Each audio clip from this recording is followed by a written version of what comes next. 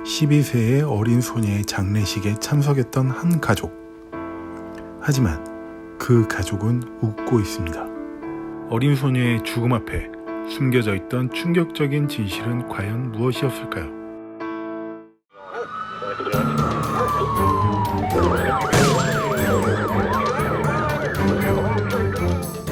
안녕하세요. 쇼킹TV 톰슨입니다. 이번 사건은 호주에서 일어났던 충격적인 사건입니다. 하늘나라로 간 어린 소녀는 티알리 팔머입니다. 티알리의 학교 친구들의 얘기를 들어보면 평소 학교 생활도 매우 밝게 자라던 친구였다고 합니다. 하지만 학교로 등교했던 아이가 며칠 뒤 근처 큰 호수에서 변사체로 발견됩니다. 그래서 이 소녀의 죽음은 2015년 11월 당시 호주에서 가장 큰 이슈가 되었죠. 그렇다면 여러분들이 처음 보셨던 장례식장에 참석하여 웃음을 짓고 있던 가족은 누구이며 소녀와 무슨 관계였는지 같이 알아보도록 하겠습니다. 사건이 발생했던 그곳은 호주의 퀸슬랜드 주입니다. 언제나 평화롭고 조용해 보이는 그곳에 12살의 티알리 팔머는 2015년 1월부터 수양가족과 같이 지내고 있었습니다.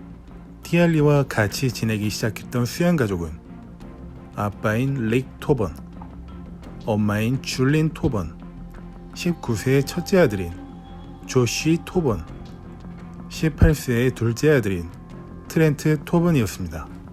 혹시 수양가족에 대해 생소하신 분들을 위해 간단한 설명드리겠습니다. 수양가족이라는 말은 조금 생소하실 테고 수양딸, 수양아들이라는 말로 들으시면 조금 이해하시기가 편할 듯한데요. 피가 섞이지 않은 부모님이 돌봐주는 형태로 된 가족관계일 때 수양아들 혹은 수양딸이라고 합니다. 예를 들자면 어떤 부부가 피 한 방울 섞이지 않은 아이를 입양하여 키운다면 자식은 수양아들 혹은 딸이 되는 거죠. 그리고 외국으로 유학을 간 어린아이가 외국 가정에서 홈스테이 하면서 지낸다면 그 홈스테이 가정의 아저씨 아줌마는 보호자로서 수양 부모님이 되는 거고요. 어쨌든 티알리 팔머는 이 집안의 수양딸로서 지내고 있었습니다. 그런데 입양되기엔 어린 나이도 아닌 12살의 티알리는 무슨 연유로 해서 이 가족들과 같이 살게 되었을까요? 사실 친가족과 2014년 6월까지 같이 살고 있었습니다.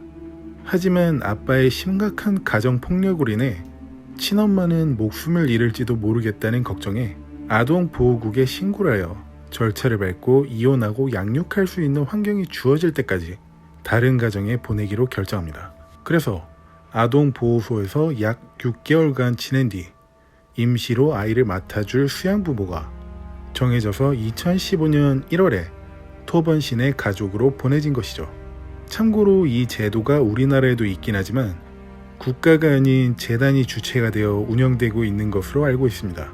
그래서 한국에 살고 있는 분들께선 좀 낯선 제도일 수도 있을 듯합니다. 토번 씨네 집으로 보내져 생활하기 시작한 티알리는 행복한 생활을 하며 어렸을 때 밝은 모습을 되찾기 시작했습니다. 그러던 10개월 정도가 지난 2015년 10월 30일 수양 부모님인 릭과 줄리는 아동보호국과 경찰서에 티알리가 실종되었다는 신고를 합니다. 아침에 등교를 했던 티알리가 집으로 돌아오지 않은 것이죠. 토번 씨네 가족은 온라인과 오프라인을 통해 티알리를 찾는다는 소식을 사람들에게 쉼없이 알리기 시작했습니다. 이것은 릭이 페이스북에 남겼던 글입니다. 물심양면으로 밤낮 없이 티알리를 찾던 토번 씨네 가족은 6일 뒤인 11월 5일 충격적인 소식을 경찰을 통해 전해 듣습니다.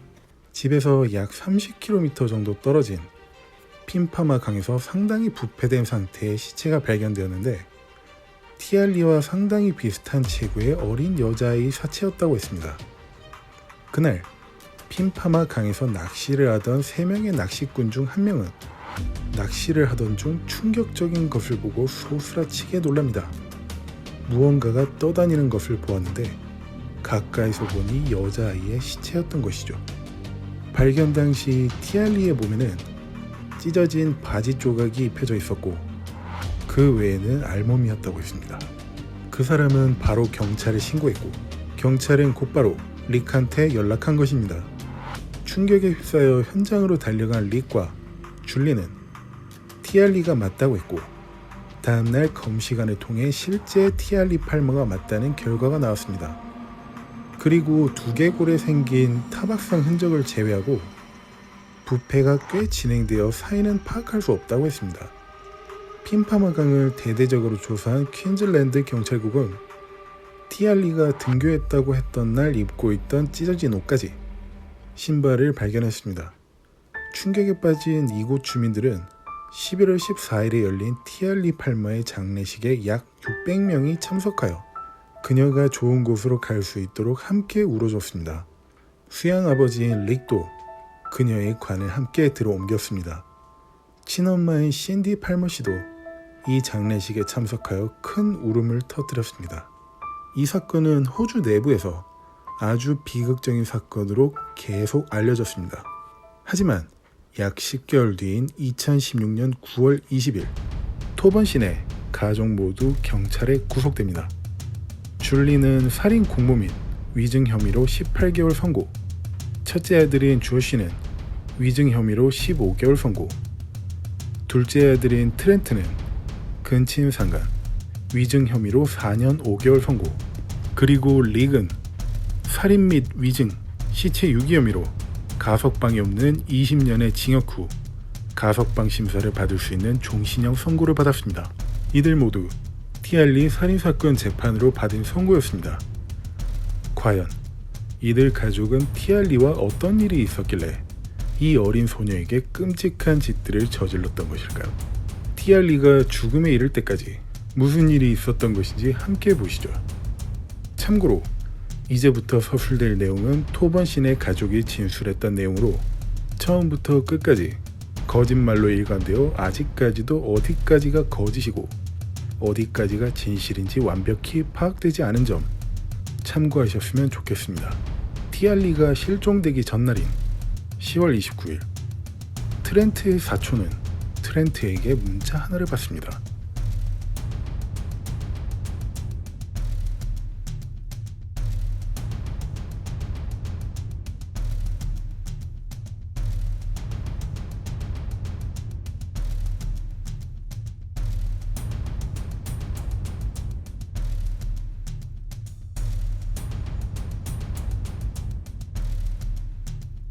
티알리가 자신과 성관계를 하지 않으면 집에서 키우던 개 루이스를 죽여버리겠다고 협박했다는 것인데요. 운동부까지 하던 18살의 건장한 남자애가 고작 12살짜리 여자애한테 이런 협박을 받았다는 것입니다. 그래서 사촌은 부모님께 말씀드려서 해결해 보라고 말했습니다. 그리고 그날 밤 6시 15분 티알리는 줄린에게 배가 아프다고 얘기합니다. 그냥 일반적인 복통이라고 생각한 그녀는 진통제를 먹이고 따뜻한 물로 적신 수건을 배에 얹어줍니다. 방에서 나오던 길에 거실에서 울고 있던 트렌트를 발견합니다. 어떤 이유에서 울고 있는지 물어보니 며칠 전에 티알리와 성관계를 가졌다고 한 것입니다. 그 얘기를 듣자마자 줄리는 티알리가 임신하지 않았을지 우려합니다. 왜냐하면 토번 씨네 집의 유일한 수입원이었던 위탁가정 자격이 박탈될 수 있다고 생각했기 때문입니다. 꽤 많은 지원금이 나와서 그 일로 생계를 유지했던 가족이었는데 이 일로 인해 지원금이 끊긴다면 집에서 놀고 먹던 편안한 생활은 끝나는 것이니까요. 줄리는 곧바로 릭한테 이 얘기를 전했고 그 얘기를 들은 릭은 줄린과 마찬가지 이유로 심각하게 고민합니다. 몇 시간 뒤 릭은 배가 아파 누워있던 티알리를 헛간으로 끌고 가 잔인하게 살해합니다.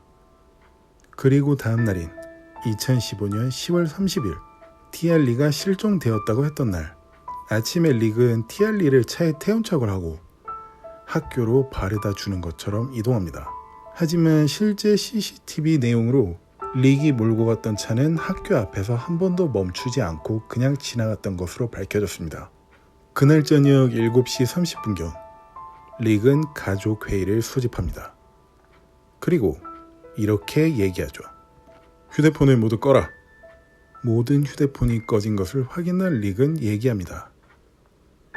이제부터 일어나는 일에 아무것도 묻지 말고 평소대로 행동해. 때론 모르는 게 약이 될 테니까. 그리고 약 30분간 회의를 하고 저녁 8시 릭은 차량을 차고에 주차합니다. 그리고 숨겨놨던 티알리의 시체를 차에 싣습니다. 30분이 지난 뒤 차를 몰고 떠나기 전 아내 줄린에게 한마디를 남깁니다. 우린 아무것도 모르는 거고 평소대로 행동하면 돼.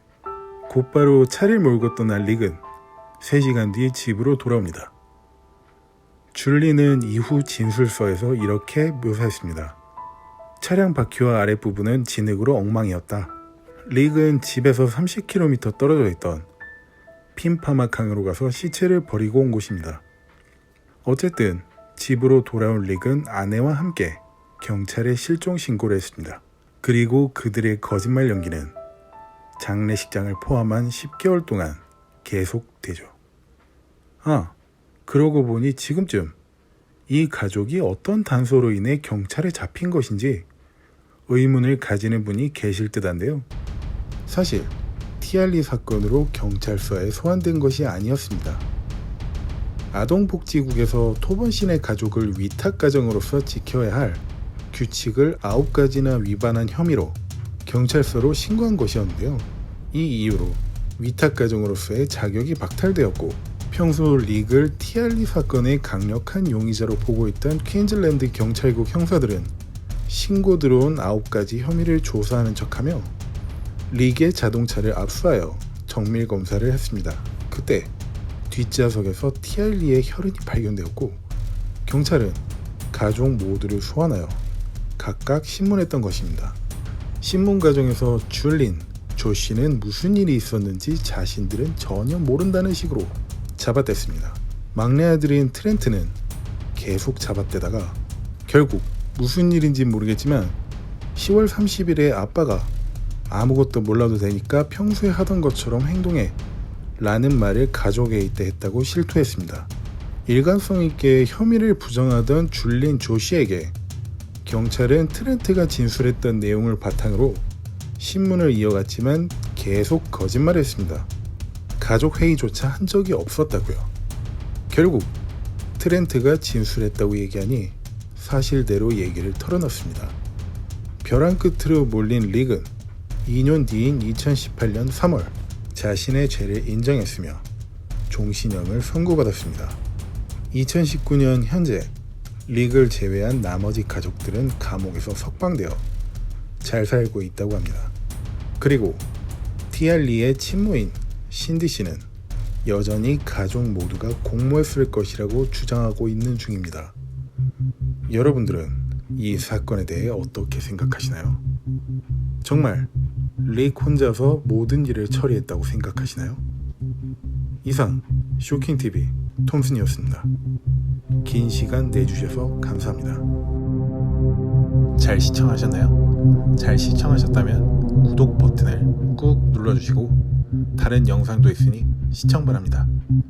언제나 감사합니다. 쇼킹TV였습니다.